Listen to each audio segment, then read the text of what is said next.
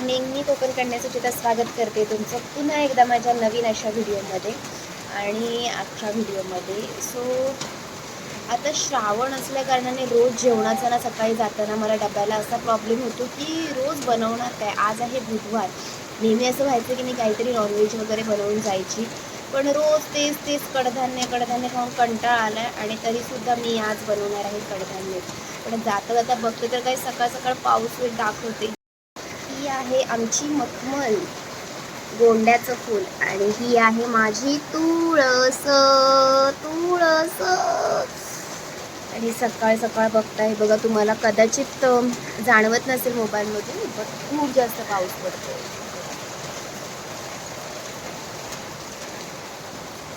खूप जास्त पाऊस पडतोय. आता मी जेवण बनवलंय ते तुम्हाला मी दाखवते.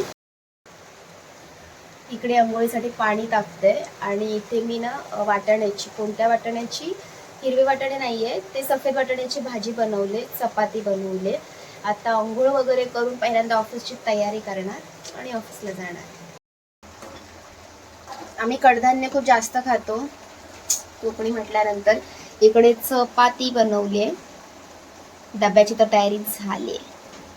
आता अंघोळ करून ऑफिसला जाणार. चला, माझी देवपूजा तर झालेली आहे आणि इकडे माझा डब्बा सुद्धा रेडी आहे. आज मी चक्क पेर आणि ॲपल आणि काकडी घेऊन जाणार आहे डब्याला. सहसा मी कधी घेऊन जात नाही, पण मी जाणार आहे. आणि अशा प्रकारे माझी ऑफिसची तयारी सुद्धा झालेली आहे. खूप जास्त घाम आहे तुम्हाला. चला, थोड्याच दिवसात कोकणात जायचं, त्यामुळे आमची नारळाची झाडं माझ्या टी शर्टवर दिसली पाहिजेतच, काय बरोबर ना. येवा कोकण आपलंच असा एक वीकने. चला, आता फायनली मी तयार झालेली आहे. आता मी चालले ऑफिसला. Bye bye. आत्ता मी ऑफिसला जायला निघाले. गल्लीतून पटकन पोहोचण्यासाठी मी गल्लीबोळातून जाते. पाऊस पडते टिपके. चला, ऑलमोस्ट पोहोचलेली आहे बस स्टॉपला. मी थोडंसं चालून पुन्हा जाईल.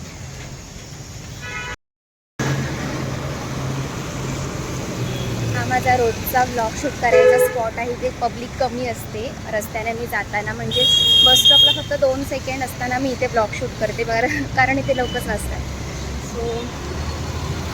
चला, बसमध्ये शूट करायला मिळत नाही बिकॉज गर्दी खूप जास्त असते. मीच कसं टांगून उभं राहून जाते. हे जे काका आहेत ना, रोज माझ्या बसमध्ये असतात, म्हणजे याचा अर्थ आज मला उशीर नाही झाला आहे. ते इतके हळू चालत आहेत म्हणजे. चला, मी त्यांना क्रॉस करून पुढे जाते.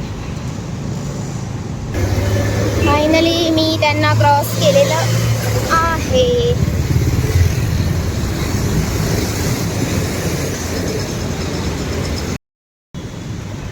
बस स्टॉपला तर पोहोचले. कधी या मंडपाचं काम होते झाले आणि कधी बाप्पाला बघते, पण बाप्पाच्या वेळेस मी गावी असणार आहे. आज बऱ्याच दिवसानंतर मला ही बस मिळालेली आहे. म्हणजे ही AC बस नाही आहे, साधी बस आहे. मी ह्या बसचं खरंच खूप जास्त वेट करते, पण मला ती नाही मिळत. मला आज 1-2 वीकने मिळाले.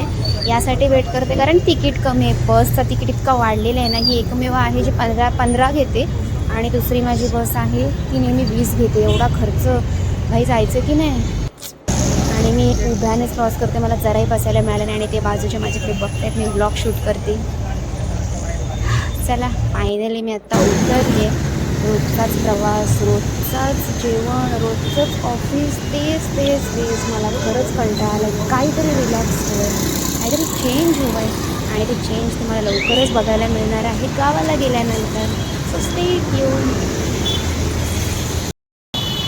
फायनली उतरले. खूप जास्त गर्दी होती, उभं राहूनच प्रवास केला. चला घरी चालले. आता पुन्हा बस, पुन्हा तीच गर्दी, पुन्हा जाऊन जेवण. खरंच कंटाळा आलाय. कधी एकदा गणपती येतं असं झालंय. तुम्हाला पण असं झालंय का?